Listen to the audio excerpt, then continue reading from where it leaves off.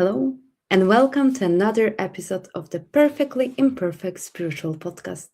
I am Marta, your host, and today I want to speak about something that appears very simple, yet quietly shapes the way we move through the world listening. Not the kind of listening where we politely wait for our turn to speak, but the deeper kind, the kind that allows us to truly receive another person, the kind that allows us to hear ourselves more clearly, and sometimes the kind that opens the door to spiritual guidance. Because over the years, I have come to notice something quite striking. Many people say they want guidance, they want to hear their intuition, they want to connect with their higher self. They want to feel and hear their spirit guides, their angels, their loved ones in spirit. But very often they are not listening, not even to the people standing right in front of them, not even to themselves.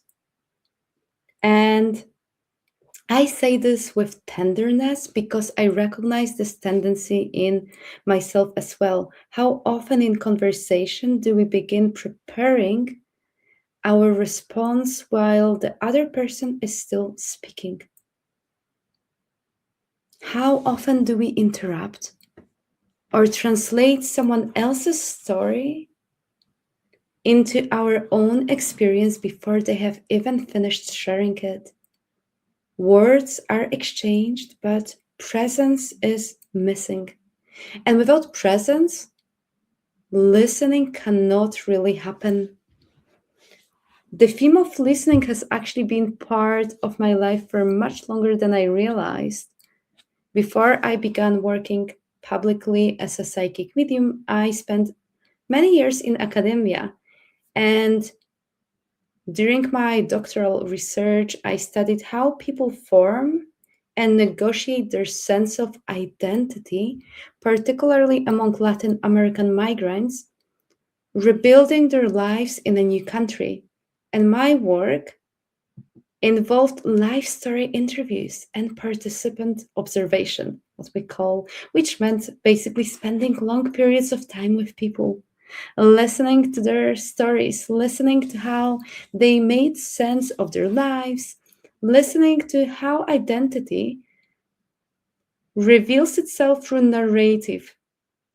And what fascinated me most was not only what people said, but how identity slowly emerges through storytelling, the way people connect their past with their present, the way they reinterpret experiences in order to understand themselves. And what became clear to me during those years was something quite profound. Identity is not fixed. It reorganizes itself through reflection, through conversation, through being heard. Because when someone is truly listening to, their story begins to organize itself differently. They see patterns they had not noticed before. They reorganize their thinking patterns and they actually recognize what belongs to them and what doesn't. Listening, in that sense, becomes a mirror, a space where identity can reveal itself more clearly. And looking back now, I find it quite beautiful how the threads of my life have connected. Because when I was conducting that research, I never imagined that years later I would be doing the work I do today, working as a psychic medium. And yet, in many ways, the essence of the work has remained the same: listening, listening carefully enough that something deeper can emerge. Except now, the listening sometimes happens across different layers of reality between the living and the spirit world. And when I sit with someone in a reading, the space becomes something quite unusual. It is no longer simply a conversation between two people. It becomes what I often experience as a three-way conversation. There's the person sitting in front of me. There is the presence of the spirit communicator, a loved one in the spirit world, or there might be an angel spirit guide. It depends on the reading. And there's me holding the space between those two worlds, listening, receiving, interpreting, and passing information from one side to the other. And what I have come to realize is that this requires different layers of listening. Listening doesn't equal listening, it is a spectrum. There is everyday listening in conversation, and there is deeper listening where we hear what someone truly means beneath their words. There is intuitive listening where we notice subtle emotional or energetic signals. And then there is the listening that belongs to mediumship, the listening that happens in the quiet spaces between thoughts, where impressions arise, images, sensations, fragments of memory, emotions, sometimes entire stories waiting to be acknowledged. And in those moments, something very human happens. The living want to be heard, and sometimes those who have passed want to be heard as well. Not because they need to prove anything, but because storytelling is part of how connection continues, part of how love continues. And in many ways, what I do today still resembles what I was doing during my research years, listening carefully enough that someone's story can truly be received. The difference is simply that sometimes the story now comes from beyond the visible world.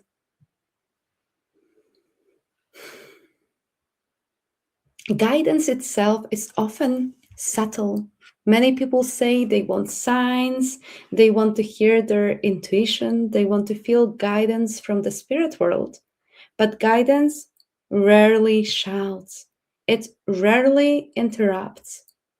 It often arrives quietly, in a small feeling, in a moment of stillness, in something someone says unexpectedly, in a sentence you overhear at exactly the right moment, in a sensation in your body before your mind understands why. But if we are constantly filling every moment with words, reactions, and mental noise, we may miss it entirely. Sometimes guidance even comes through other people, through conversations, through stories, through encounters that resonate with something deep inside us. But if we are not listening to the person in front of us, we miss the message. And perhaps this is the deeper truth about listening. Listening doesn't only change what we hear, it changes who we become. Because when we truly listen, we stop reacting automatically. We stop repeating familiar stories without questioning them. We begin to notice patterns. We begin to see ourselves more clearly. Listening creates a space between experience and reaction. And in that space, something very important happens. Identity reorganizes. We realize that some thoughts are not ours. Some fears were inherited. Some expectations were absorbed from environments we once lived in. And gradually, through listening, we begin to return to something quieter and more authentic, something that feels more like ourselves. So, listening is not only about communication, it's about clarity, it's about discernment, it's about reorganizing yourself, it's about recognizing what belongs to us and what doesn't. And perhaps that is why listening is also the foundation of spiritual perception. Because the moment we learn to listen clearly to ourselves, the noise begins to settle. And when the noise settles, guidance becomes easier to recognize. Not because it suddenly appears, but because we're finally quiet enough to hear it. And this is how you start hearing and perceiving communication from the spirit world as well, from your angels, spirit guides, and angels. Before we finish today, I would like to invite you into a small moment of stillness, a very simple listening practice. If you can, allow your body to soften slightly. Let your shoulders drop. Allow your breath to settle into its natural rhythm.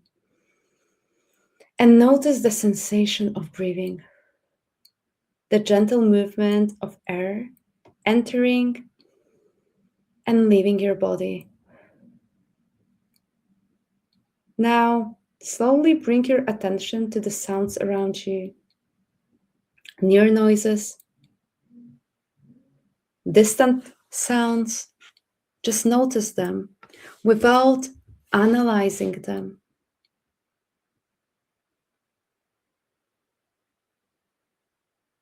Now bring your awareness inward, not to your thoughts, but to the quiet space beneath them, the place where awareness itself rests. Just notice that space and gently ask yourself one simple question. What might be speaking here that I have not been hearing? And there's no need to force an answer. Just allow the question to sit quietly. I'll repeat it one more time and then I'll be quiet for a while. What might be speaking here that I have not been hearing?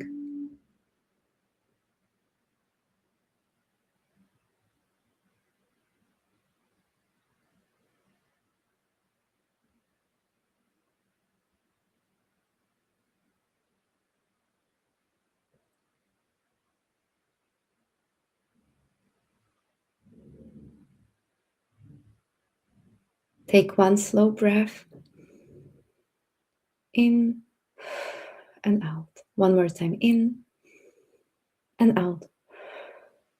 And when you're ready, gently return your awareness to the present moment. Listening like this is not dramatic. It is quiet, but over time, it changes the way we experience life. Because when we truly listen, something remarkable happens. We recognize intuition earlier, we notice patterns soon, we understand ourselves more clearly, and we become more receptive to the subtle guidance that is already present in our lives. Thank you for listening today. And if this episode resonated with you, you can find ways to work with me in the description below. You can also follow me on Instagram and become part of my world. And until next time, take care of yourself and remember, sometimes the most profound guidance begins in the simplest place, silence. Okay, thank you. I am sending everyone so much love. Goodbye.